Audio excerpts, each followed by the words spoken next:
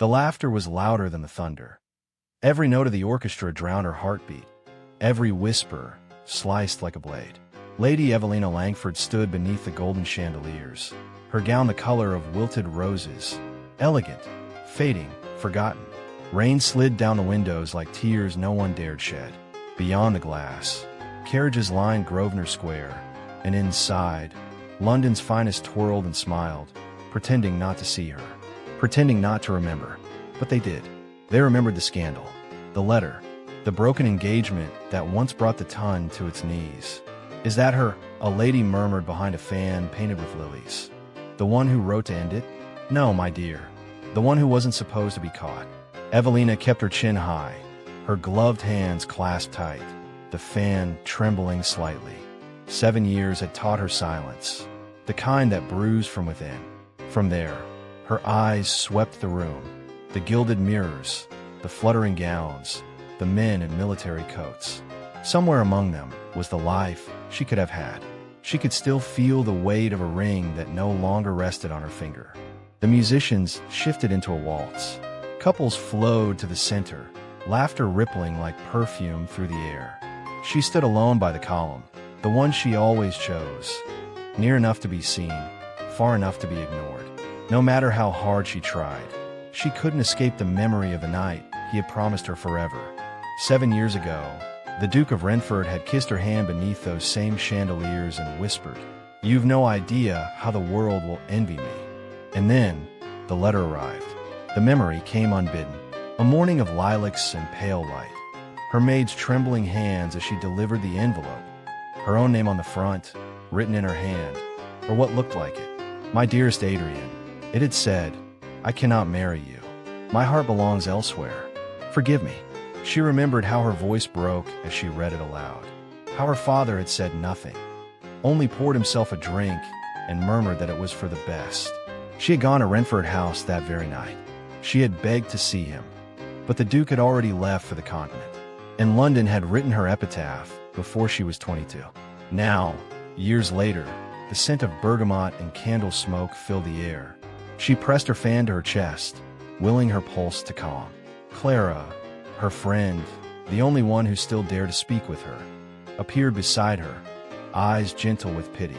"You shouldn't have come," Clara whispered. "They'll never let you forget." "I've forgotten enough for all of them," Evelina said softly.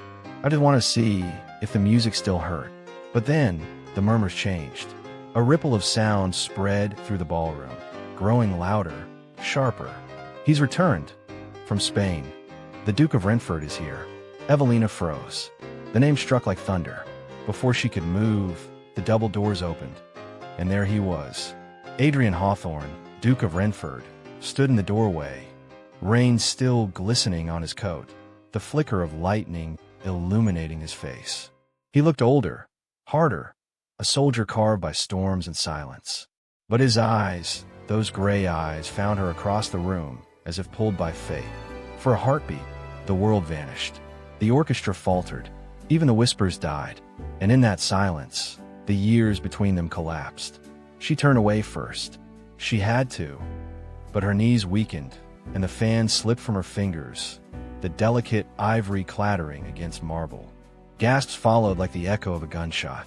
Before she could stoop, a hand reached down, steady, strong, and lifted it. She dared to look up. "Lady Langford," he said, voice deep, edged with disbelief and something darker. "After all these years." Her lips parted, but no words came. The rain beat harder against the windows. "Your Grace," she managed finally, bowing her head slightly, as etiquette demanded. But her voice trembled, betraying what her heart screamed, that she had imagined this moment 1,000 times, and none of them hurt this much. His gaze swept her face, lingered on the trembling at her throat.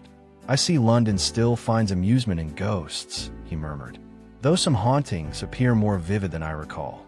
The words stung, polite cruelty laced with memory. She met his eyes fully then, refusing to cower. "And yet here you stand, among the living." The corner of his mouth twitched, not quite a smile. "Perhaps I wanted to see if the dead still dance." The orchestra resumed, uneasy, as if the music could conceal the tension. But everyone was watching. The ton loved a resurrection, especially a scandal reborn. "Will you take the floor, my lady?" he asked suddenly, offering his hand. Every instinct screamed to refuse. Yet, she saw the challenge there. The unspoken "prove you're not broken." She placed her gloved hand in his. The touch was lightning. He led her onto the dance floor, the crowd parting like a confession. The waltz began again, soft, haunting. Neither spoke. Each movement was a memory rewritten. Her breath caught as he drew closer, his hand at her back firm but careful, as if afraid she might vanish. Finally, he said, almost a whisper, "Tell me, Evelina, did it ever hurt you? What you did?" Her steps faltered. "What I did?" "The letter," he said, eyes burning. "The betrayal." She looked up at him, stunned. "You still believe?" "I read your hand. I saw your words." Her pulse thudded. "Then you saw a lie." His jaw tightened. 7 years is a long time to sustain innocence. 7 years, she whispered, is longer to live believing a falsehood. He said nothing. The music swelled. Around them, the world spun in gold and envy. When the dance ended, he released her hand as though burned. And before she could speak again, he was gone, swallowed by the crowd. She stood motionless, breath unsteady, the scent of him still clinging to her gloves. Clara appeared beside her once more, voice low. "Evelina, are you all right?" Evelina looked toward the doors where he had vanished. "No," she said softly. "He's back." And somewhere deep in her chest, beneath all the ruin and restraint, something old began to stir. Hope? Anger? Maybe both. Outside, the rain kept falling, as if London itself refused to forget. "What would you do?" the voice in her mind whispered. "If the person who broke your heart reappeared, holding the power to ruin or redeem you?" Morning light crept across the worn velvet drapes, gilding the cracks in the walls of Langford House. Dust floated in the beams like forgotten confessions. The mansion had once been the envy of Mayfair. Now it felt more like a mausoleum for pride. Evelina sat at her dressing table, the silver brush still in her hand, staring at the reflection of a woman she barely recognized. The girl who had once been promised to a duke had long since faded, leaving behind someone quieter, sharper, and infinitely lonelier. Her maid, Martha, moved softly behind her, pinning the last of her curls. "You didn't sleep again, my lady?" Evelina gave a small smile that didn't reach her eyes. "Sleep is for those untroubled by memory, Martha." The maid hesitated, then asked, "Did you see him?" Evelina's hand stilled. "Yes." And he looked. Her breath faltered, unmoved, as though the years had taught him indifference. "Or how to hide it," Martha offered gently. Evelina's gaze dropped to the old letters tied with ribbon in her drawer. Not his, but her own, written and never sent. "Perhaps some wounds heal better in silence," she murmured. From downstairs came the sharp clatter of porcelain and her father's voice barking at the servants. Lord Reginald Langford never rose early unless he was displeased, which meant he was always awake. Evelina smoothed her skirts, gathered what remained of her composure, and descended the grand staircase. The breakfast room smelled faintly of tobacco and burnt toast. Her father sat by the fire, reading the Times, his face a map of lines carved by arrogance and old disappointments. "You were seen at the Wycliffe ball," he said without looking up. "I was invited," she replied quietly. He turned a page. "Invitations are not commands. I would prefer my daughter not parade her ruin before society." Her stomach tightened. "I want to be seen, not to hide." He looked up at last, eyes cold, calculating. "A Langford woman is to be remembered with dignity, not pity. Dignity requires truth," she said. "And truth was denied me 7 years ago." A muscle twitched in his jaw. "You will not bring that up again." "I must," she said softly, "because he's returned." The paper rustled. "Renford, yes." Her father's hand froze mid-turn, his knuckles whitening. He should stay away. The words were too sharp, too fast. Evelina noticed the faint tremor in his fingers, the flicker of something like fear. "You speak as though you expect him to," she said, "or dread it." He forced a brittle smile. "Men like Renford don't dwell on ghosts, my dear. You do well to learn the same." But she heard it, that slight crack beneath his tone. It was the same sound she'd heard 7 years ago when the letter arrived. the sound of guilt disguised as authority. By afternoon, she found herself walking along Hyde Park, the autumn leaves whispering against her skirts. Clara met her at the fountain, the widow's black veil soft against the wind. "You shouldn't torment yourself with what-ifs," Clara said. "The Duke returned from war, not from the past." Evelina glanced at the water's rippling surface. "And yet the past is the only battlefield I know." Clara sighed, touching her friend's arm. "Do you still love him?" Evelina's throat tightened. "I don't know. Love requires faith, and I have none left to give." Clara studied her face. "Then why go to that ball?" "To see if I could stand in the same room as him," Evelina admitted. "To see if I could bear his eyes on me without breaking." "And could you?" Evelina looked away. "Barely." They walked in silence, the crunch of leaves marking each unspoken regret. That evening, Evelina attended a charity gathering hosted by the Duchess of Pembroke, one of the few events where ruined women could exist without venomous stares. She had volunteered quietly over the years, helping orphan girls find placement as governesses or seamstresses, work that gave her purpose and something to believe in when belief itself seemed dangerous. As she arranged pamphlets on the table, she overheard two matrons whispering behind her. "Such a pity, really. She was to be a duchess once. Ruined herself, I heard. A letter, scandalous beyond words." Evelina pretended not to hear, but her fingers trembled. Clara shot her a warning glance, but she only smiled faintly. "Let them talk," Evelina murmured. "They've little else to fill their days." But later that night, as she walked home under a gray sky, the words followed her, ghosts that refused to fade. At Langford House, the hall was dim. Her father's study door stood ajar, lamplight spilling across the carpet. She hesitated. He rarely left it open. Inside, the scent of ink and old paper hung heavy. On his desk, scattered letters lay half-burned in the hearth. She stepped closer. One envelope caught her eye, sealed in crimson wax, its edges yellow by time. Her father's handwriting looped elegantly across the front. "Evelina." Her breath hitched. The seal was broken. Someone had opened it long ago. From the corner of the room, a frail voice spoke. "Best not to go digging in ashes, my dear." Evelina turned. It was Mrs. Whitby, her father's longtime housekeeper, stooped with age but eyes still sharp. "What is this?" Evelina asked, gesturing to the letter. Mrs. Whitby looked uneasy. "Something that should have been destroyed. Long ago." "Why wasn't it?" "Because some truths cling to life," the old woman said softly. "Even when we wish them dead." Evelina's pulse quickened. "Did you know about the letter? The one that ruined me?" The woman hesitated, then nodded slightly. "I knew something was amiss. But the master, he forbade questions." "Mrs. Whitby," Evelina said urgently, "tell me plainly, did my father send it?" The old woman's lips parted, then pressed shut. "You shouldn't ask questions you're not ready to answer. Then you're confirming it," Evelina whispered. "He did." Mrs. Whitby's silence was answer enough. Evelina's hands trembled as she clutched the edge of the desk. Her heart thudded painfully. Rage, sorrow, disbelief twisting into one. All this time, her father had known. Perhaps he had orchestrated it. Before she could press further, footsteps echoed in the corridor. Her father's voice followed, low and irritable. Mrs. Whitby slipped away into the shadows, leaving Evelina alone with the flickering fire. She barely managed to hide the letter before he entered. "What are you doing here?" he demanded.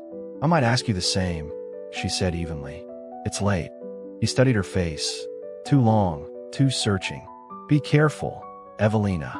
The past is not a place fit for women." She met his gaze, nor his deceit. For a moment, neither moved. The flames crackled between them. Then he turned and left, the air colder for his absence. That night, sleep eluded her.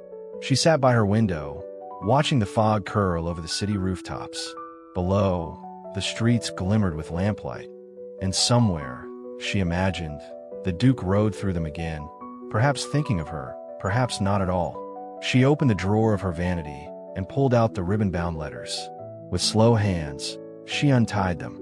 Her handwriting stared back. Words written in secret, never sent, never meant to be seen. "If only you knew the truth. If only I had the courage to fight for myself. If only love were louder than lies." Tears burned behind her eyes, but she blinked them away. Then, a soft tap at her door. "Martha," she called. No answer. When she opened it, the corridor was empty, except for an envelope resting on the floor. Her name again. Evelina. Her heart pounded as she lifted it. The wax seal bore a crest. Renford. Inside, only one line. "We need to speak. Tomorrow. At noon. St. James's Gardens." Her breath caught. He had written to her. After all these years. The Duke wanted answers. And so did she. She pressed the letter to her chest. Heart racing. Mind spiraling between hope and dread. For the first time in 7 years, Lady Evelina Langford felt the spark of something dangerous and alive. Possibility. Outside, the wind howled against the windows like the echo of the past. And somewhere in the city, thunder rolled again. The ballroom glittered with deceit. Candles dripped wax like slow tears from the chandeliers, their light flickering over masks of gold and velvet. Music swelled, laughter rang false, and beneath it all, Evelina's pulse thrummed like a warning drum. She should never have come. Her fingers trembled as she adjusted the edge of her lace mask. Across the room, the Duke of Renford stood by the grand staircase, a dark figure of quiet command, his mask black, his gaze unmistakable even across a crowd. 7 years hadn't dimmed the way her heart recognized him before her mind could speak. He had aged like winter steel, colder, sharper, more deliberate. And yet, when his eyes caught hers, something inside her cracked open. Memory, grief, longing, all bleeding into the air between them. The crowd moved like a tide. People bowed, curtsied, smiled, whispered. She forced herself to glide through them, pretending her heart wasn't burning inside her chest. Lady Ashbury intercepted her near the refreshment table, a smile sweet as poison. "Lady Evelina, how lovely to see you out of seclusion. Society grows dull when one hides forever." Evelina replied evenly, hiding her trembling behind the stem of her wine glass. "Indeed, though I suppose even disgrace loses its charm after 7 years." The words sliced deep, but Evelina only smiled.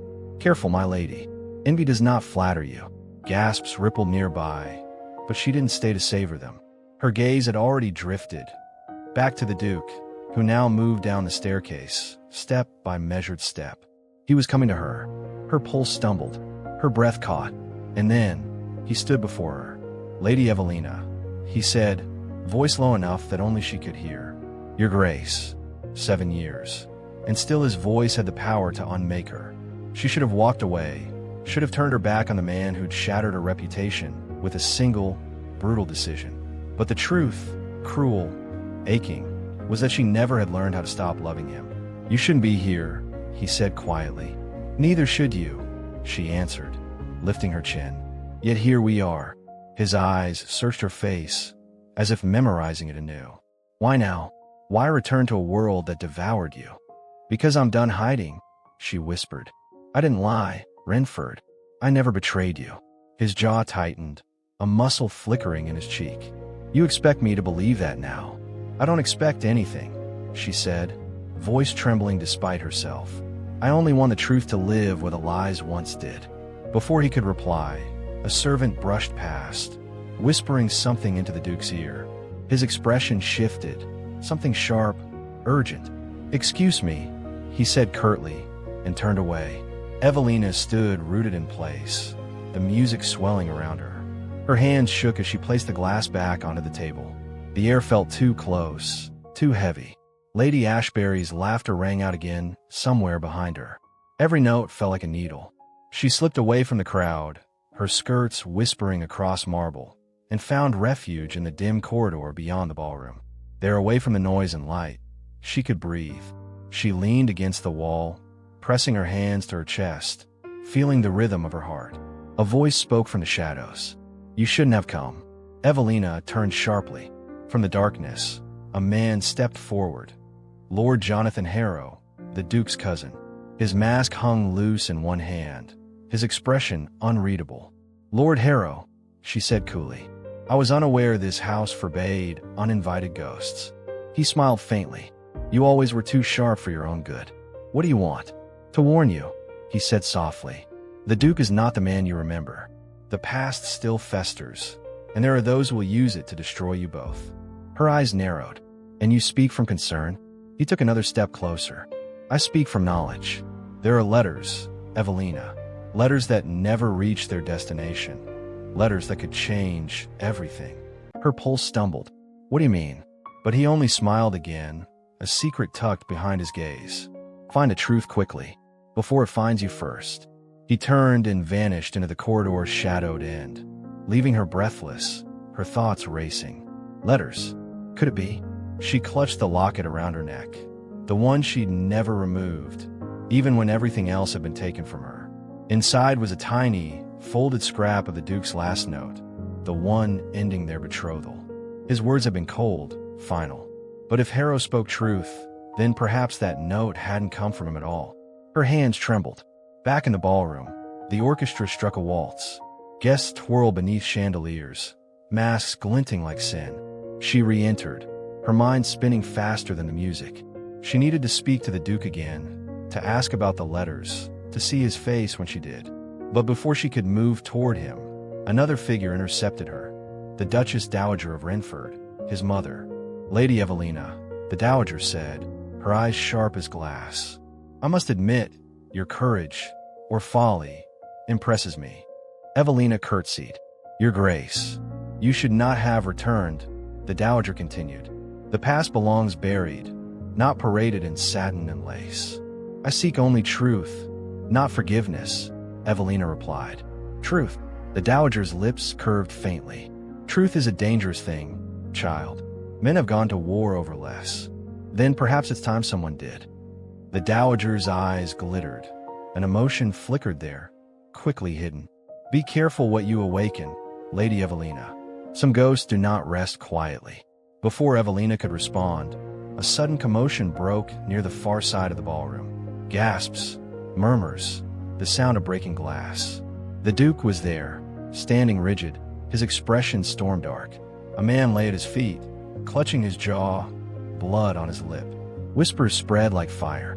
Insulted the Duke, spoke of Lady Evelina, said she forged letters. Evelina's heart hammered.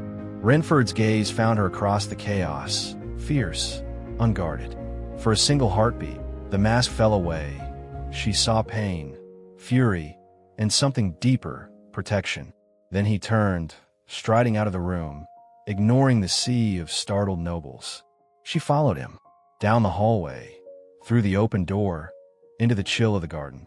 Moonlight spilled across the fountains. The air was sharp with the scent of roses and rain. Renford, she called. He stopped, back to her. Go home, Evelina. Not until you tell me why you defended me. He turned, eyes burning. Because he spoke of you as if you were filth. Do you still believe that I am? She demanded, voice breaking. Silence. Only the soft hiss of the fountain. Finally, he said, low and rough. I believe what I saw. The letter, the proof, it was undeniable. But it was false, she cried. I never wrote to Lord Blackwell. I never betrayed you. He stared at her, torn between anger and disbelief. Then who? I don't know, she whispered. But your cousin spoke of letters. Letters that never reached their destination. His eyes darkened. Arrow. Yes.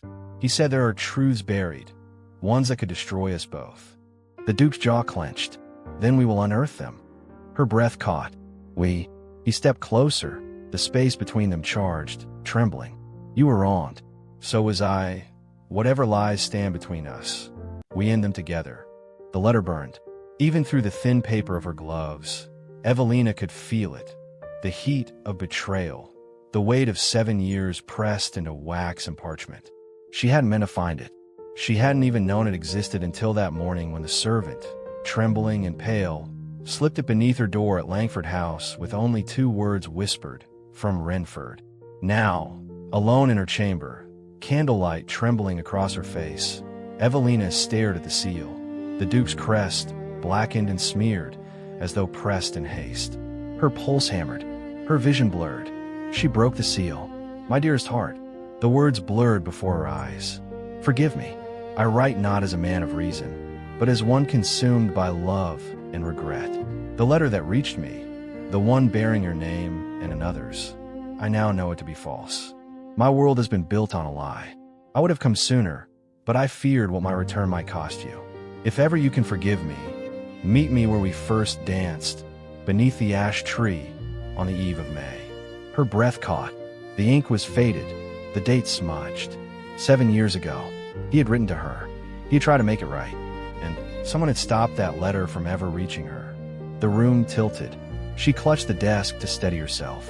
Rage, grief, disbelief, they tangled inside her like storm clouds, ready to break. Someone had wanted this rift between them, someone close enough to intercept their words. Her father. Her throat tightened. Every memory of him. The lectures on propriety, the cold pride, the way he'd spoken of the Duke with veiled resentment, fell into place. She barely heard the knock. "Come in," she whispered hoarsely. The door opened, and the Duke stepped inside. His coat was still damp from the rain. He looked tired, unshaven, his jaw set with something like guilt and fury combined. "You found it," he said softly. She held the letter out like a blade. "Where did you get this?" "It was sent to me this morning," he said. "No name, no return, but I recognized my own words." Evelina's breath shook. 7 years. 7 years, and you wrote this?" "I did," he said quietly. "I sent it the day I discovered the first was forged, but it never reached you." She stared at him, voice breaking. "I waited, Renford. I waited until I couldn't breathe without hoping, and you never came." His eyes closed. "I thought you refused me." Silence thickened the air between them. The storm outside beat against the windows. Then she said, "Someone stopped this letter. Someone made sure we never knew the truth." He looked at her sharply. "You think?" "My father," she whispered. "He had the power, the motive. He despised the idea of me marrying for love. Said it was a luxury only fools could afford." The Duke stepped closer, his voice low. "Then he condemned us both to ruin. He's dead now," she said, trembling. "But the lie he built still stands. The tongue still whispers. The truth is buried beneath his reputation. And my shame." Renford's jaw hardened. "Then we dig it up." She met his eyes, saw the determination there, the same fire that once made her fall for him. "How?" she whispered. "Your father's solicitor," he said. "Every letter that passed through his hands would be recorded. If the letter was intercepted, there will be trace, an entry, a seal, something." She nodded, heart racing. "Then we go tomorrow." He hesitated, eyes lingering on her face. "Evelina, whatever we uncover, it may break more than it mends." Her voice trembled. "Then let it break everything but us." For a long moment, they stood in the flicker of candlelight. Two hearts stitched back together by truth, fear, and the faintest glimmer of hope. Then he took her hand. Until tomorrow, when he left, Evelina sank to her knees beside the desk, clutching the letter to her chest. The words echoed in her mind. "My dearest heart, forgive me." The storm raged until dawn. The next morning dawned cold and gray, the streets slick with rain. Evelina's carriage pulled up before the solicitor's office, an austere building of stone and glass that seemed to frown upon the world. The Duke was already waiting. His expression was tight, controlled, but his eyes softened when he saw her. "Ready?" he asked. "Never," she murmured. "But let's go." Inside, the air smelled of parchment and dust. The clerk, a thin man with spectacles, bowed deeply. "My lady, your grace, to what do we owe the honor?" "We wish to review the late Lord Langford's correspondence," Renford said curtly. "Particularly letters sent or received in the spring of 1818. The clerk's eyes widened. "That is most irregular, my lord." Evelina stepped forward, voice steady. "My father is gone. His secrets no longer serve the living." The man hesitated, then nodded. "As you wish, my lady." He led them to the archive room. Rows of shelves stacked with ledgers, sealed packets, and the faint ghost of forgotten ink. Evelina's fingers brushed over familiar crests, names of dukes, earls, ministers. And then, near the bottom shelf, she saw it. Langford, Private Correspondence, 1818. Her breath caught. Renford helped her lift the box onto the table. Together, they opened it. Letters lay inside, neatly bound with red ribbon. Most were harmless, business dealings, estate matters, invitations. But one small bundle bore her name. She untied it. Her hands froze. Inside were letters, dozens of them, all in the Duke's hand, each unopened, each bearing her name. Her knees went weak. She gripped the table to stay upright. He kept them, all of them. Renford stared in disbelief. He intercepted my every message. Tears filled her eyes. He never meant for me to know you still loved me. The Duke's face hardened, grief giving way to fury. He robbed us both. For what money? Status. She swallowed hard, lifting the topmost letter. The seal had been broken once, then resealed clumsily. She unfolded it. Evelina, I cannot sleep. The thought of you haunts every waking hour. I know what they say, but I cannot believe it. I love you still, even if the world calls me a fool. She pressed a shaking hand to her mouth. 7 years of silence. Because her father feared losing control of her fortune. A knock startled them both. Lord Harrow stepped into the room, smiling faintly. I thought I might find you here. Renford's hand went to his sword hilt. You've been watching us. Harrow raised an eyebrow. Watching? No. Guiding, perhaps. Someone had to push you toward the truth. Evelina's eyes narrowed. You knew about this. I suspected, Harrow said lightly. Your father was thorough. I handled some of his affairs after his passing. Imagine my surprise when I found letters addressed to you. Unopened. Her voice trembled. Why didn't you tell me sooner? He shrugged. Timon, my dear. Truth is only useful when it breaks something worth breaking. Renford stepped closer, fury blazing. You manipulative snake. Careful, cousin, Harrow drawled. You may yet need me. Evelina turned to him, voice sharp. Need you? You've toyed with us both for your own amusement. Harrow's smile didn't reach his eyes. You think this ends with a box of letters? No, this is only the beginning. Your father's deceit reached farther than you know. His debt, his alliances. The Duke's name was meant to fall with his. Renford froze. What are you saying? I'm saying, Harrow said softly, that your ruin was not merely personal. It was financial. Your father made certain that by the time you wed, the Renford estates would crumble under his debt. He planned your destruction, my dear cousin, to save his own fortune. Evelina's blood ran cold. That can't be. Believe what you wish, Harrow murmured. But the proof lies in the ledgers he burned, and in the hands of one who still profits from your disgrace. Who? Renford demanded. Harrow smiled faintly. Lady Ashbury. Evelina's eyes widened. Her. She brokered the debt, Harrow said. She owned the notes, still does. Your father promised her influence in exchange for silence. When he died, she inherited more than gossip. She inherited your ruin. The Duke's hand tightened into a fist. Then we take it back. Harrow's expression darkened. Careful. She's more dangerous than she looks. And she's already expecting you. He turned toward the door, his coat swirling like smoke. I've delivered the truth. What you do with it will determine how this ends. Then he was gone. Evelina and the Duke stood in the quiet, surrounded by ghosts of ink and memory. Her voice shook. He's lying, isn't he? I don't know, Renford said grimly. But if Lady Ashbury truly holds our ruin, then she's the key to everything. Evelina closed her eyes. Then we face her. Together, he said. She nodded once. Outside, the rain began again, soft, relentless, cleansing. Neither spoke as they left the solicitor's office. But in her hand, Evelina still clutched the letter. The one he'd written 7 years ago. The one that never reached her. A promise reborn in ink and tears. And somewhere, in the shadows of London, Lady Ashbury smiled over her cup of tea. The prodigals have found their letters, she murmured. How charming. Then she crushed the delicate paper she held. Another letter, sealed with the Duke's crest. The one they were never meant to see. He shouldn't have come. That was the first thought in Adrian's mind as he stood in the shadow of Langford Manor. Rain soaking through his cloak, thunder muttering across the sky like a warning. But he couldn't stay away. Not after the discovery. Not after the lies. Not after the truth had bled out of the letters she'd held trembling in her hands. Inside, candlelight flickered through the window panes, turning her silhouette into a ghost he couldn't stop haunting. He had tried to forget her. Gods, he had tried. Yet every step he took back toward the house felt like surrender, and still he walked. He found her in the drawing room, alone. Evelina didn't startle when he entered. She didn't even turn. Her fingers traced the rim of a cold teacup on the table, her shoulders rigid as though she'd been waiting. "You shouldn't be here," she said softly. "Neither should you," he replied. Her head lifted then. The firelight caught the hollows beneath her eyes, the delicate tremor in her chin. "You found more, didn't you?" He hesitated. "Your father's ledgers."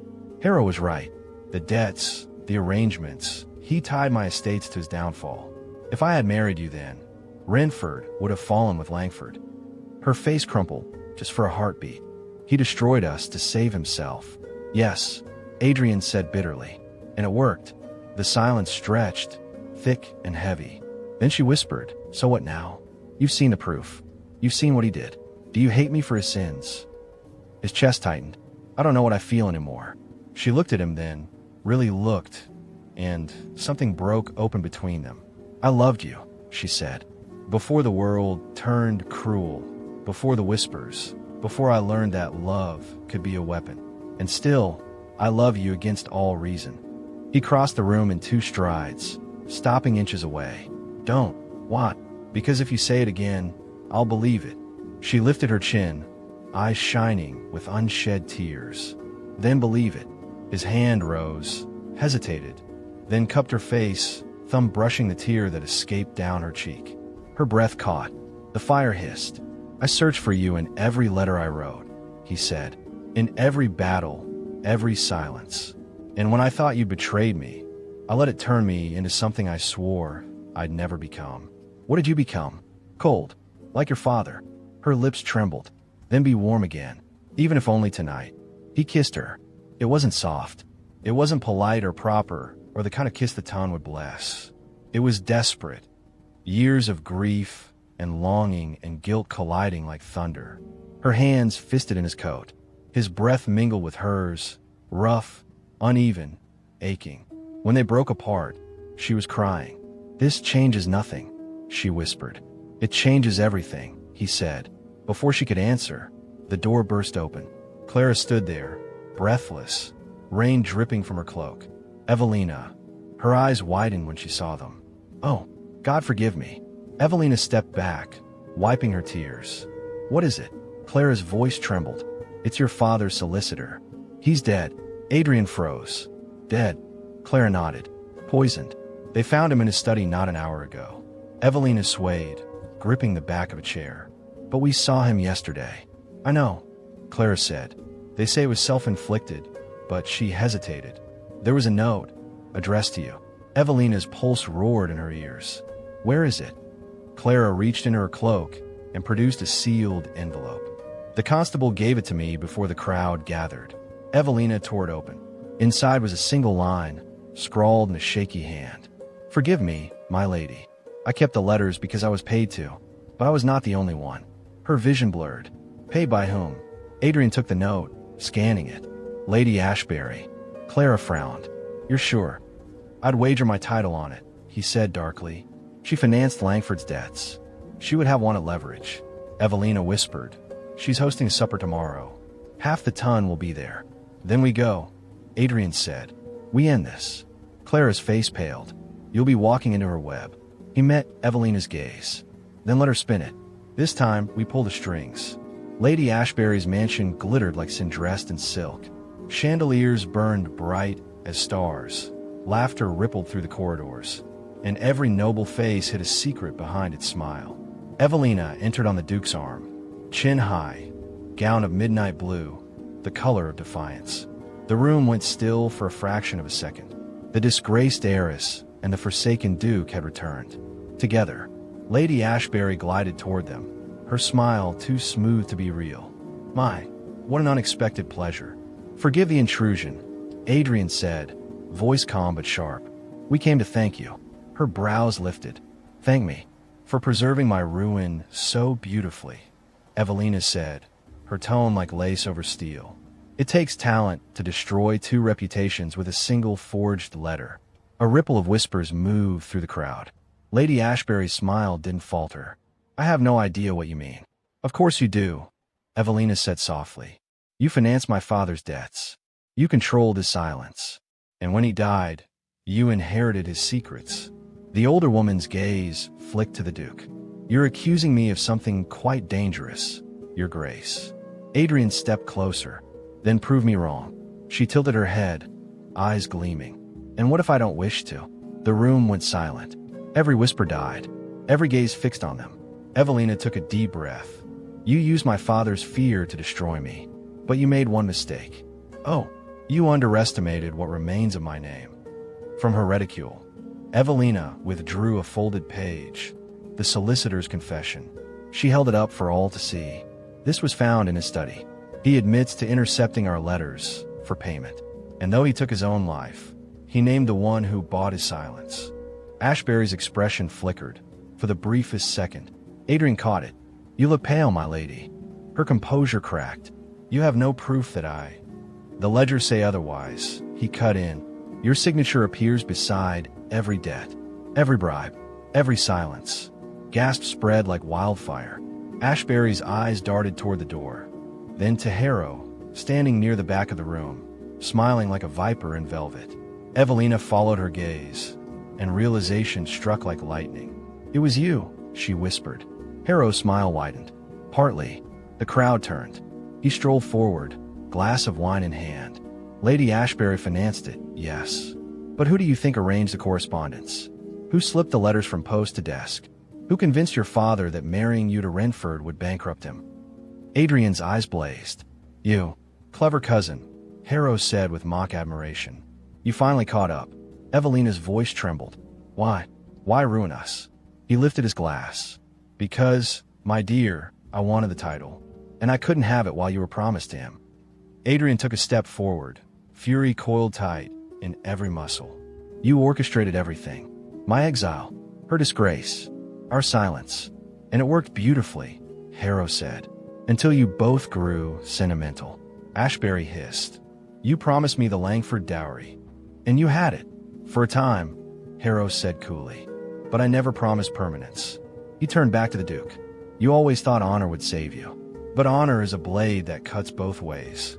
Adrian's voice was low, dangerous. You'll hang for this. Harrow laughed. Not likely. You know evidence. Just a story. And the tongue loves a scandal more than the truth. But before he could move, Evelina's voice cut through the chaos. Then let them hear it. She stepped forward, her voice steady, clear. Every letter, every lie, every ruin began with one man's ambition and another woman's greed. I was silenced by shame, but no longer. She turned to the crowd. You call me ruined? Then ruin me again. But this time, I'll stand a watch. The room erupted. Ashbury's face blanched. Harrow's smirk faltered. And Adrian, he watched her, all breaking through the fury. In that moment, Evelina Langford was no longer the disgraced heiress. She was truth incarnate. Guards burst in, summoned by the chaos. Harrow tried to flee, but Adrian caught him, slamming him against the wall. For 7 years, you took everything from us. Now you'll answer for it. Harrow spat, struggling. You think the law will favor her? You think reputation can be mended? Adrian's voice was ice. Watch me mend it. Ashbury screamed as the constables closed in, her jewels clattering to the floor. Harrow's laughter turned to a curse, and in the center of the storm, Evelina stood trembling, free and furious and alive. When the crowd finally dispersed, she turned to Adrian, voice barely a whisper. It's over. He shook his head. Not yet. What more could there be? He looked down at her, eyes softening. Forgiveness. She swallowed hard. For you or for me. For both of us. Outside, the rain fell again, soft and endless, washing the city clean. And somewhere beneath that dark London sky, the last forged letter burned to ash. Don't you dare walk away from me again, Renford. Evelina's voice cut through the storm like a blade, raw and trembling. Her gown soaked to the bone as rain poured down the marble steps of Langford Hall. You owe me the truth. The Duke turned, drenched and ghostly beneath the flickering carriage lanterns. His jaw was tight, his eyes burning with something far deeper than anger. You want the truth? He rasped, stepping closer until their breaths collided in the cold night air. Then hear it. I never stopped loving you, even when I thought you destroyed me. Evelina froze, heart slamming against her ribs. For a moment, the storm itself seemed to still. holding its breath as the ghosts of 7 years pressed between them. "Then why?" she whispered. "Did you let me suffer alone?" "Because I was a coward," he said, his voice cracking under the weight of it.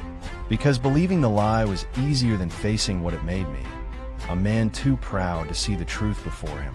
The wind howled, whipping her hair across her face. "You destroyed me, Nathaniel," she said softly. "You destroyed us. And I have lived every day since trying to forget," he said, stepping closer, and failing miserably. For a heartbeat, they stood there, two souls torn apart, finally stripped bare by rain and regret. Then she turned away, unable to bear the ache of it. "Leave, my lord. Whatever you came for, it's too late." But he didn't move. "It's not too late," he said, his voice rough with desperation. "Not if we can uncover the truth together." Evelina's hand faltered on the door handle. She wanted to slam it shut, to end it once and for all, but the ache in his tone clawed at the part of her that had never stopped hoping. "Tomorrow," he said quietly, "meet me at St. James Park. At dawn." She didn't answer, but she didn't refuse either. Dawn broke gray and cold. The world hushed beneath a pale mist. Evelina stood by the frozen fountain, cloak drawn tightly around her. Her pulse thudded with every step that echoed across the gravel. When Nathaniel appeared, his dark coat cutting through the fog, her breath caught.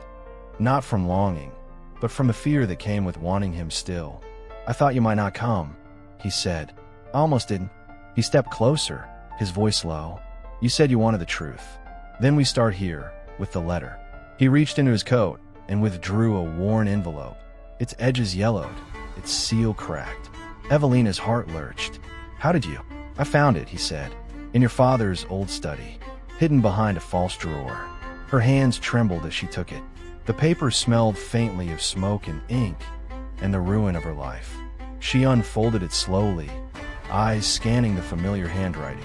It wasn't hers, and yet, 7 years ago, this letter had been her undoing. Her vision blurred as she read the cruel words, a confession of betrayal, of deceit, signed in her name. Her father's seal was pressed at the bottom. The world tilted. "He did this," she breathed. "My own father." Nathaniel's jaw tightened. "To keep you from me. Your marriage to me would have bankrupted him. My holdings were tied to debts he owed. And if you'd wed me, the truth of his dealings would have come to light." Her breath shuddered out of her. "All these years, I hated myself for nothing." He reached out, but she stepped back. "Don't, Evelina. You think uncovering this makes it right?" she snapped. "That it erases the years I spent alone, shamed, pitted, whispered about like some fallen thing?" "I know it doesn't," he said quietly, "but it's a start." She turned away, tears stinging her eyes. "You have no idea what I've endured." "I do," he murmured, "because I endured it too. Every night, every whisper of your name, every dream I try to bury. I lived it, Evelina." His voice broke something in her. When she turned back, her face was pale but fierce. "Then prove it," she said. "Prove you're not still the man who abandoned me when I needed you most." He straightened, meeting her gaze with a resolve she'd never seen before. "I intend to." That night, the Duke went to Langford Hall under the cover of darkness. He had come for one thing, proof. The study smelled of dust and old deceit. Moonlight spilled across the desk as he pried open the secret compartment once more, revealing a ledger bound in cracked leather. Inside were names, men of title, debts, and hidden favors. At the top, Viscount Langford. But what stopped him cold was the final page. A payment marked 7 years ago, to a certain Lord Blackthorne. The same man who had courted Evelina's closest friend, Lady Margaret. The same man who had spread the rumor of Evelina's betrayal. A sudden noise, the floor creaked. Nathaniel spun, but too late. A blow struck him across the temple. He hit the ground hard, vision swimming, and through the haze, he saw the gleam of a pistol. "Curiosity, Duke, is such a dangerous thing," Lord Blackthorne said smoothly, stepping into the light. "You should have left Ghost buried, like you left hers." Nathaniel spat, struggling to rise. Blackthorne smiled coldly. "You think love redeems you? It destroys. It always has." Nathaniel's hand groped for something, anything, and found the poker by the hearth. But before he could move, Blackthorne's pistol cracked, and pain seared through his shoulder. He fell back, gasping. Blackthorn approached, gun still raised. "Consider this a kindness, Renford. She's better off never knowing what kind of man her father really was, or how many others paid for his secrets." Nathaniel's hand tightened on the poker. "You'll not touch her." With a burst of strength, he swung. The poker struck the pistol aside just as it fired again. The shot shattered a window, the night swallowing the sound. They grappled, crashing into the desk, papers flying like broken wings. Then a scream. Evelina. She had followed him. "Stop!" she cried, rushing forward, skirts tangling around her. Blackthorn turned the gun toward her. The lady herself. Nathaniel, bleeding, staggered to his feet. "Don't you dare." Blackthorn sneered. "You can't save her. You never could." Before he could pull the trigger, Evelina seized the fallen poker and swung. The sound was sickening, steel meeting bone. Blackthorn fell, motionless. Silence. Only the rain against the shattered window. Evelina dropped the poker, staring in horror at what she'd done. Nathaniel caught her before she collapsed. "It's over," he whispered hoarsely, holding her trembling form against his chest. But she shook her head.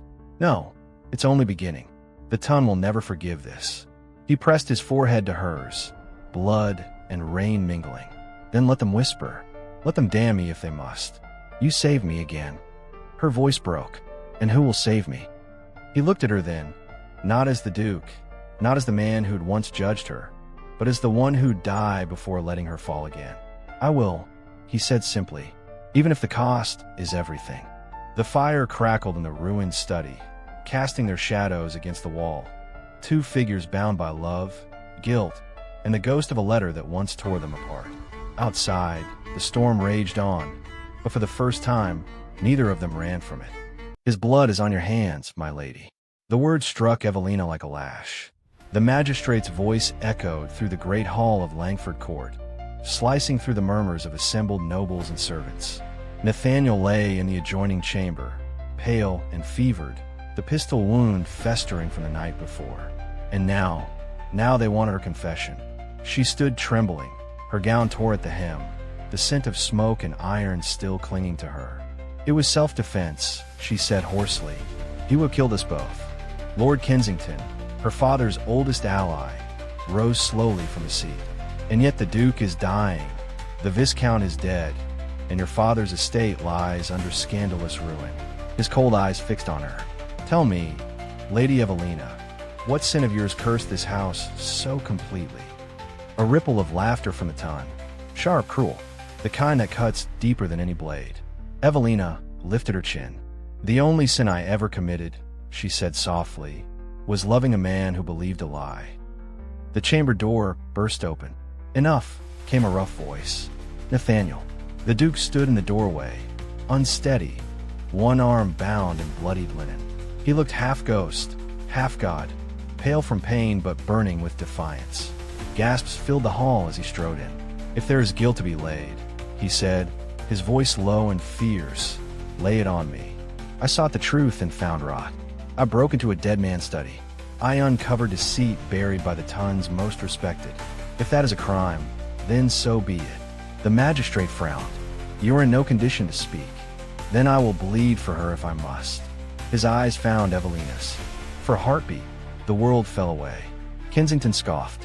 "Your gallantry may save her reputation, Duke, but it will not restore her standing. The Ton thrives on scandal, and she is scandal embodied." Nathaniel's hand tightened on his cane. "Then perhaps it's time the Ton remembered what true honor looks like." Hours later, the court adjourned. The accusations had been delayed, not dismissed. Evelina followed Nathaniel to his carriage, her hands shaking. "You shouldn't have come," she said. "You could barely stand." He smiled faintly. "I've done far worse for less reason." "You were shot. I was also a fool," he murmured, eyes softening. "And I intend to make amends before fate silences me for good." Her breath caught. "Don't say that." He reached for her hand. "Come with me." "To where?" "To the one place where truth still matters." They arrived at dawn. The sun bled red across the horizon, spilling light over the Duke's ancestral chapel. The air smelled of rain and roses. Inside, the silence was holy. Candles flickered, painting their faces gold. Nathaniel turned to her, his voice rough. "Do you know why I came back from the war, Evelina? To reclaim your title. Your duty," she said. He shook his head. "I came back because every night in the trenches, I saw your face. Every dream, every breath, haunted by the moment I let you go. I thought finding peace meant forgetting you." Her throat tightened. "And did you?" He stepped closer, cupping her cheek. Not for a single heartbeat. Tears glimmered in her eyes. "You should hate me. You lost everything because of me. I lost nothing that mattered. And I would lose it all again if it meant standing here with you." She leaned into his touch, her voice barely a whisper. "Nathaniel, let me finish," he said, his breath trembling. "If the world condemns us, let it. If your father's sins destroy my name, let them. But I will not let another man, another lie, another damned whisper steal you from me again." Her heart broke and mended all at once. "What are you saying?" He smiled, weary but sure. "That I am done letting fate dictate my love. We make our own vows now." The chapel door creaked open. A shadow moved across the aisle. Lady Margaret. Evelina's eyes widened. "You." Margaret's expression was unreadable, her gown black as mourning. "I came to warn you." Nathaniel's hand drifted toward his cane, instinctively defensive. "You're in dangerous company, Lady Margaret." She ignored him. "You think this ends with Blackthorn's death? You think exposing a single letter unravels years of deceit? You have no idea how deep your father's secrets run." Evelina stiffened. "What do you mean?" Margaret stepped closer, lowering her voice. "There are others, men of the crown, of Parliament. Your father's dealings touch them all. Blackthorn was only one of many. And you?" Nathaniel asked sharply. "Where do your loyalties lie?" Margaret's smile was brittle. "With survival.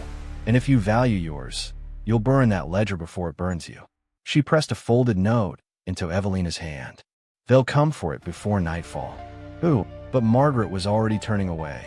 "You didn't hear from me." By the time the carriage reached Renford Manor, the unease had settled like frost. Evelina sat in silence, the note trembling in her hand. Nathaniel broke the stillness. "Do you believe her?" "I don't know," she said. "But my father's ruin feels unfinished." "Then we prepare," he said simply. "Let them come." That night, the manor burned. Evelina woke to the crackle of flames, the air thick with smoke. She stumbled from bed, choking, her heart pounding. "Nathaniel!" she screamed, running into the corridor.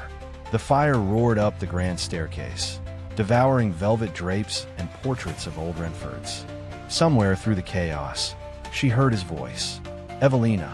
He emerged from the study, the ledger clutched to his chest, face streaked with soot. "They're here." She froze. "Who?" Figures in black masks burst through the doorway behind him, blades glinting in the firelight. "Run!" Nathaniel shouted. But she didn't move. Not when they seized him, not when one drew a pistol and pressed it to his ribs. "Give us the book," the man hissed. Nathaniel's gaze flicked to her, then to the flames creeping toward the curtains. He made his choice. With one swift motion, he threw the ledger into the fire.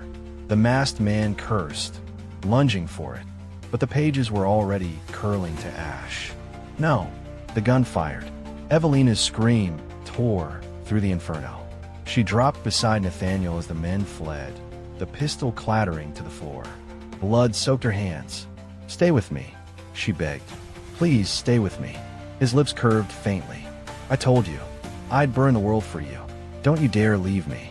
He lifted a trembling hand, brushing her cheek. "Then don't let me." And with that, his strength faltered.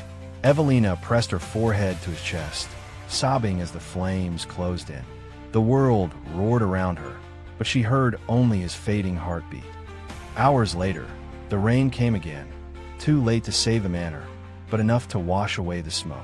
The villagers found her kneeling in the ruins, her dress torn, her hands black with soot and blood. In her lap lay Nathaniel's signet ring. She stared at it, as though it were the last thread holding her to this world. A whisper escaped her lips, barely audible. 7 years I watched others marry. 7 years I learned to live without you. But I will not spend another day without your name on mine. She slipped the ring onto her finger and rose, the dawn breaking over the ashes. Behind her, the manor smoldered, its secrets gone, its ghosts freed, and in her eyes burned something fierce and unbroken. Not ruin, rebirth. Your husband's killer walks free, my lady, and London applauds his ghost. The words carved through the hush of the drawing room like a blade. Evelina froze mid-step, her gloved fingers tightening around the teacup until porcelain cracked. The messenger bowed low, avoiding her gaze. The court declared the Duke's death accidental, a consequence of reckless bravery. Her throat ached. Reckless. They say he set the fire himself to destroy the evidence. Laughter, thin, cruel, spilled from somewhere behind her. The Tun's whispers had found their way into every parlor. Every page of the Nightingale Whispers. The fallen Duke, the mad heiress, the scandal of Langford and Renford entwined in ruin. She turned to the window. Outside, the rain fell just as it had the night she lost him. 7 years ago, a letter destroyed her life. Now, another lie had stolen her love. Clara's voice broke through the silence. You cannot let this stand. Evelina didn't look away from the rain. What would you have me do? The man who forged my disgrace is dead. The man I loved died defending my name. What remains to fight for? His truth, Clara said softly. In your own. The next morning, Evelina dressed not as a widow, but as a soldier. The gown was black, yes, but cut sharp at the waist, the lace deliberate, unyielding. The sapphire ring, the Duke's, glinted cold on her finger. She pinned her hair high, revealing the proud tilt of her neck. When she entered the grand ballroom of the autumn gala, conversation faltered, fans stilled, champagne flutes paused midair. The same nobles who had watched her fall now watch her return from the ashes. Lady Davenport whispered, heard she's lost her wits. Lord Pelham murmured, tragedy makes fine theater. And Evelina, catching both remarks, smiled. Good, she said under her breath. Let them watch. At the heart of the ballroom stood Lord Kensington, his silver hair gleaming beneath the chandeliers. Once her father's confidant, now a self-appointed guardian of the family's shattered legacy. When he saw her approach, his expression faltered. Lady Langford, I did not expect. You never do, she interrupted. Where are the ministers you keep in your pocket? Or have they abandoned you too? A few gasps fluttered nearby. Evelina didn't care. Kensington's eyes narrowed. You tread dangerous ground. I've lived there for years. He leaned closer. Whatever you think you know, bury it. The Duke's death brought peace. Stirring ghosts will only destroy what remains of your name. She smiled faintly. My name burned with that manner. What remains belongs to truth. Before he could reply, the orchestra struck up a waltz. Couples drifted to the floor, oblivious to the battle brewing between ruin and rebirth. Evelina's gaze swept across the room and froze. A man stood at the edge of the crowd, watching her. He was dressed in black, the collar of his coat turned up. His eyes, gray as storm clouds, met hers, and for one dizzying heartbeat, she couldn't breathe. Nathaniel. No, it couldn't be. He was dead. She had held him as the fire consumed their world. Yet there he was, alive, scarred, but unmistakably him. The teacup shattered against the marble floor before she realized she'd dropped it. He moved toward her, slow, deliberate, each step undoing the fragile threads she'd used to hold herself together. The crowd parted instinctively. Gasps rippled through the hall like a tide. When he stopped before her, he bowed, proper, formal, as though 7 years had not passed between them. Lady Langford. Her voice trembled. You're alive. His smile didn't reach his eyes. So it seems.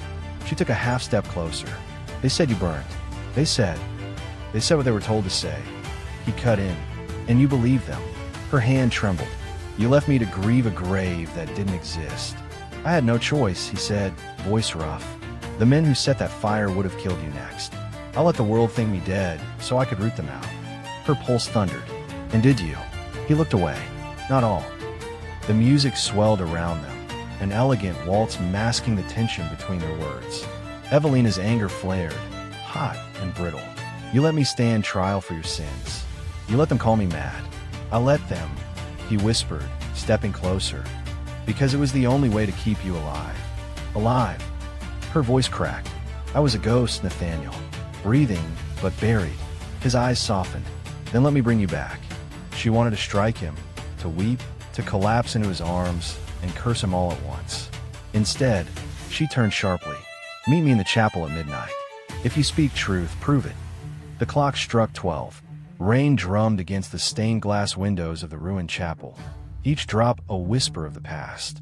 Evelina stood where he once kissed her goodbye, her gown damp with mist. When the door creaked open, he entered, carrying a bundle of letters, burned around the edges, but legible still. "These were in Kensington's study," he said. "Correspondence between your father, Lord Pelham, and men in Parliament. They forged the letters that destroyed us." Evelina unfolded one, her eyes scanning the words. Her father's handwriting. His seal. "Why now?" she whispered. "Why come back after all this time?" He took a step forward. "Because I couldn't bear to see you fight alone. Because I remembered the look in your eyes when I left you in that burning house." Her voice was low. "I thought it was goodbye. It was a promise." The sound echoed outside. Heavy boots. Muffled voices. "They found us," Nathaniel said, reaching for her hand. "We have to go." "Not yet." Evelina's eyes flashed. "Not until they hear the truth." Before he could stop her, she pushed open the chapel doors. The rain poured in, drenching her hair, her gown. Kensington stood in the courtyard, flanked by soldiers. "You should have stayed buried," he said coldly. Evelina stepped forward, her voice clear as thunder. "You forged my ruin. You killed my father. You sent men to burn that house. And yet you stand here, untouched." Kensington sneered. "And who will believe you, Lady Langford? A disgraced heiress and a ghost returned from the grave." Nathaniel stepped beside her. "They'll believe me." Kensington's eyes widened. "Impossible." Nathaniel raised the letters. "Signed, sealed, and witnessed by your own hand. The crown will have them before dawn." For a moment, the courtyard froze. Then Kensington lunged, drawing a pistol from his coat. The gunshot cracked through the rain. Evelina gasped as Nathaniel stumbled, blood blooming across his chest once more. "No!" she screamed, catching him as he fell. Kensington aimed again, but a second shot rang out. Clara, from the shadows, steady and sure. The old man crumpled into the mud, his weapon falling from limp fingers. Lightning split the sky. Rain washed crimson from the stones. Nathaniel's breath shuddered. "I told you. I'd find you." Her tears fell onto his face. "Stay with me this time. Please." He smiled weakly. "I intend to." By dawn, London awoke to chaos. The scandal of Kensington's death, the revelation of Parliament's corruption, the miraculous survival of the Duke of Renfrew, all written in ink and fire by the Nightingale Whisperers. In the days that followed, Evelina's name was cleared. Her father's crimes confessed. The ledger recovered from the ruins vindicated the Duke. But none of it compared to the moment she walked into Nathaniel's room and saw him sitting upright, pale but alive. He looked at her, eyes soft with exhaustion. "Do you still believe love cannot survive betrayal?" She smiled through tears. "I believe it can survive death." He reached for her hand. "Then marry me. Not for redemption. Not for duty. For peace." She nodded. "For peace." Weeks later, the bells of St. Ren's tolled across the city. The ceremony was quiet. No grand display. No nobles vying for attention. Just vows whispered through trembling smiles and hands clasped tight. As they stepped into the courtyard, the sun broke through the clouds. The first clear morning in months. Evelina turned to him, voice low. "Do you regret it? The lies, the years, the loss." He shook his head. "Without them, I might never have understood what love truly demands." She leaned close, her lips brushing his ear. "And what's that?" "Everything." The crowd dispersed, leaving them alone beneath the old oak. The scent of rain and roses hung in the air. Nathaniel traced a ring on her finger. 7 years ago, I lost you to a lie. Now, the truth has given you back to me." Evelina smiled faintly. "And if the world whispers again, let them whisper," he murmured, pulling her close. "So long as they never doubt that I found you." The wind carried their laughter through the courtyard, mingling with the toll of the final bell. For once, the whispers held no malice, only wonder. And for the first time since that cursed letter, Lady Evelina Langford no longer stood on the edge of a ballroom, unseen and broken. She stood beside her Duke, her heart unguarded, her name restored. The past had burned to ash, But love had survived the fire. Rain lashed against the manor walls, as if the heavens themselves sought to drown the truth. Evelina's scream tore through the night. "You lied to me, Nathaniel." Her voice cracked, raw and trembling, echoing through the marble corridor where portraits of dead dukes looked down in silent judgment. Nathaniel stood in the doorway, drenched from the storm, his jaw tight, eyes shadowed with something between fury and grief. "If I lied," he rasped, "it was only because the truth would have destroyed you. Destroyed me."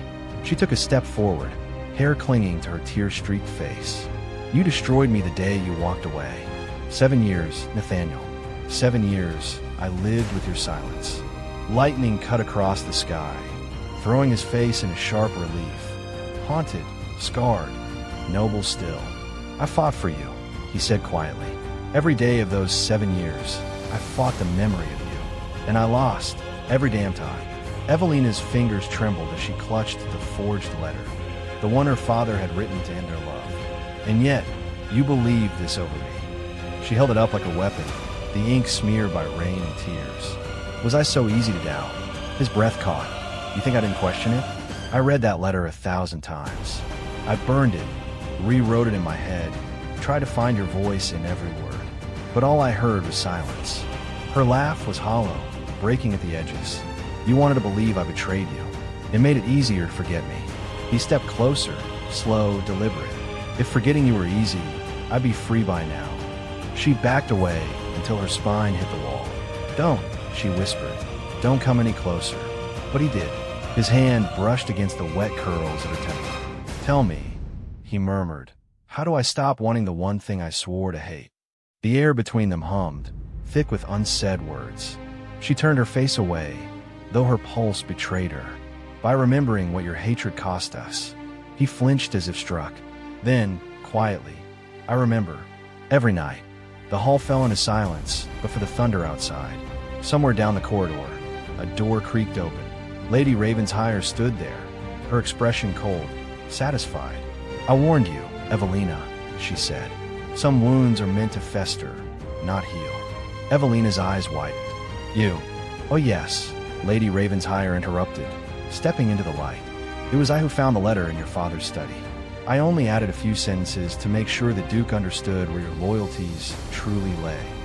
Nathaniel's breath came sharp. "You forged it. I perfected it," she said, smiling faintly. "Your love was too dangerous, too powerful. You would have chosen her over your duty, over the title. I couldn't allow that." The thunder outside roared like a beast unleashed. Evelina's hand went slack, the letter falling to the floor. "You ruined us," she whispered. "For ambition." Lady Ravenshire's eyes glittered. "For survival. You, of all people, should know love is a luxury the powerful cannot afford." Nathaniel's face hardened. "Get out." She tilted her head. "Do you think banishing me will change what's been done?" "I said get out," he thundered, voice shaking the hall. For a moment, she held his gaze, unflinching. Then she turned on her heel, the train of her gown sweeping through the puddles of rain. "History," she said softly, "always favors those who write the letters." When she was gone, silence closed in again. Evelina sank to her knees, shaking. She destroyed everything. Nathaniel crouched beside her. "No," he said, voice low. "She only revealed what was already broken." She looked up, eyes glassy. "Do you truly believe that?" "I don't know what to believe anymore." He hesitated, then reached out, his fingers brushing the back of her hand. "But I know what I feel, and it hasn't changed." Her tears fell silently, mixing with the rain. "Then why does it hurt more to hear you say it?" He closed his eyes. "Because truth always hurts more than lies." The wind howled through the open doorway. Evelina stood abruptly, trembling but resolute. "I won't be pitted, Nathaniel.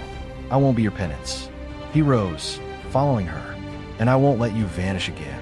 Watch me," she whispered, stepping past him into the storm. The night swallowed her whole.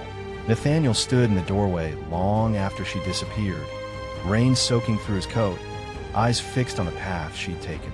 His world, once built on certainty, was now crumbling into chaos. 7 years ago, he muttered, almost to himself, "I lost her to a lie. I won't lose her again to the truth." He turned and strode toward the stables. The following morning dawned gray and cold.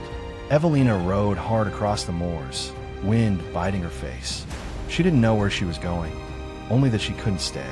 Every glance, every whisper of the manor reminded her of betrayal. Behind her, the Duke's horse appeared on the ridge, black against the morning fog. He was following her. She urged her horse faster, but his voice cut through the wind. Evelina. She didn't turn. Stop running. She pulled the reins sharply, the horse rearing before settling. She faced him, fury and heartbreak burning in her eyes. You think you can chase me into forgiveness? He dismounted, his boots sinking into the wet earth. No, I came to face the ruin we both caused. You didn't cause this, she said bitterly. You just made it easier for them. He stepped closer. Then let me make it right. You can't, she whispered. Not anymore. Lightning flickered far off over the hills. He stared at her, as if memorizing her face. You once told me love wasn't fragile, that it could survive anything. Her throat tightened. I was wrong. Love is paper, Nathaniel. One forged letter, and it burns. He closed the distance between them. Then let it burn, he said, voice rough. But I'll burn with it. Evelina blinked back tears. You don't know what you're saying. I know exactly what I'm saying. He took her hand, pressing it to his chest. This is what's left after every lie, every wound, every storm. You, still you.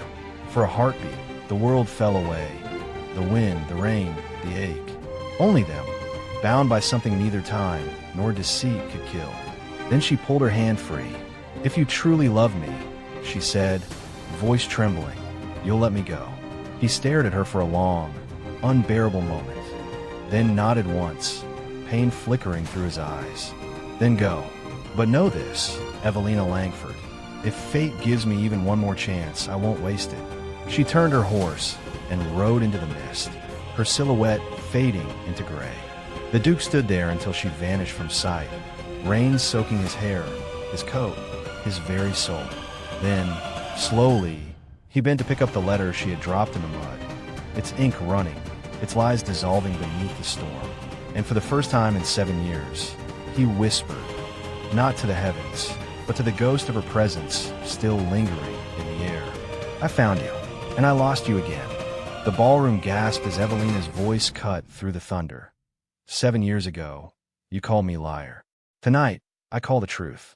Her words echoed off marble and chandeliers, slicing through the hum of violins and whispers. Rain lashed against the tall windows, lightning spilling silver over her drenched gown. She stood at the center of the autumn gala, alone, trembling, radiant with defiance. The letter shook in her hand, its seal broken, the ink already smudged from the rain. The Duke of Renford froze where he stood across the room. Every head turned from him to her. Two ghosts of a ruined love, now facing the living. Lord Langford stepped forward from the crowd, face pale, hand clutching a cane that shook as violently as his voice. Evelina, stop this madness. She didn't flinch. Madness? You forged this letter, father. You ruined me. Ruined him. All to keep your precious fortune safe. Gasps rippled. Someone dropped a glass. The orchestra faltered, then fell silent. Her father's lips trembled. You know nothing of the choices I had to make. Our family was drowning in debt. So you drowned me instead, she whispered. You let them call me a liar, a temptress, a disgrace. You let me live in silence for 7 years while the world spat my name. He staggered back, tears brimming. I thought I could bear it. I thought it would fade. Lies never fade, father. They rot. From the far end of the room, Adrian, the Duke of Renford, took a step forward. His voice, rough and low, carried over the stunned crowd. Is it true? Evelina turned, heart hammering. Read it, she said, holding the letter toward her. Your mother's hand, your family crest, but the ink is handwriting. My father's.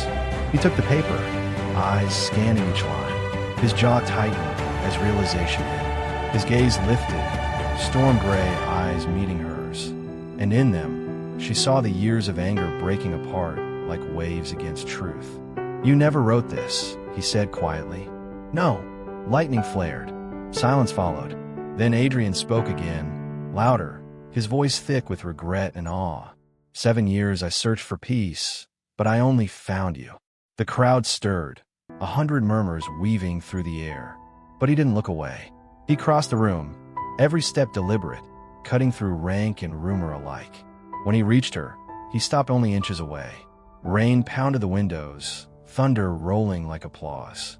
"You once asked if love could survive ruin," he said softly. "Let me answer you now." Before she could speak, he reached for her hand, the one still trembling from years of restraint, and pressed it to his chest. "It can't," because it did. The tongue gasped again, but this time the sound was almost reverent. When he kissed her, slow, sure, defiant, it wasn't scandal. It was salvation. Lord Langford sank to his knees, sobbing. "I stole your happiness. Forgive me." Evelina's tears spilled freely now. She looked down at him, voice trembling but kind. "I forgive you, Father. But forgiveness cannot mend what truth must first reveal." He nodded weakly, clutching his chest. "You are stronger than I ever was, my child." The Duke lifted his head, voice carrying through the hall. "Let every soul here know. Lady Evelina Langford was never false. Her honor was stolen, not surrendered." No one spoke. No one dared. And then, slowly, like dawn breaking after storm, applause began. Hesitant at first, then thunderous. Evelina's world shifted. For the first time in years, she breathed freely. Weeks later, Renford Manor stood bathed in morning light. The gardens were alive with roses once left to wilt. Bells rang softly from the chapel tower as Clara adjusted Evelina's veil, smiling through tears. "You did it," Clara whispered. "You made them see you." Evelina smiled faintly. "No, I made myself see me." Outside, the Duke waited in ceremonial black, his war-scarred hand steady as she approached. The ceremony was small, only truth and love as witnesses. As they exchanged vows, Evelina's voice faltered only once when she said his name. He squeezed her hand, grounding her in warmth. When the officiant pronounced them husband and wife, Adrian didn't kiss her immediately. He simply looked at her, eyes full of reverence, as though memorizing what peace finally looked like. Then he leaned close and whispered, "You were never the disgraced heiress, Evelina. You were the brave one." Afterward, they walked through the manor gardens, the same rain that once haunted her, now falling in gentle mist. Lord Langford sat beneath the gazebo, pale but smiling faintly. "I stole your future once," he said weakly, voice thin as parchment. "You took it back." Evelina knelt beside him. "Rest now, Father. The truth has done what lies never could. It set us free." He closed his eyes with a soft breath. Moments later, Clara approached quietly, her hand resting on Evelina's shoulder. "He's gone," she whispered. Evelina didn't cry. She only looked at the horizon, where the storm clouds were breaking apart. Adrian came to her side. "He saw you redeemed," he said softly. "No," she replied, eyes glistening. "He saw me whole." They stood there, the rain turning into sunlight. That evening, in the quiet of Renford Manor, Evelina stood before the open window, watching droplets trace down the glass. Adrian came up behind her, wrapping his arms around her waist. "Do you regret speaking tonight?" he murmured.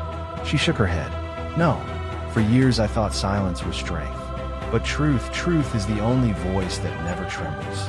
He kissed her temple, then let the world remember that. She turned in his arms, looking up at him with that same unguarded honesty that had once terrified her. "Let it rain," she whispered, "so the world remembers truth." He smiled, and love. They kissed again, the sound of rain blending with the low hum of the fire. Outside, the manor lights glowed against the fading storm. Two hearts, at last, unafraid of whispers or weather. In the hush that followed, Evelina thought of the letter that had begun it all. How a few lines of ink had almost stolen everything. But now, love had written something stronger. A new story. Their story. And this time, no one could forge the ending.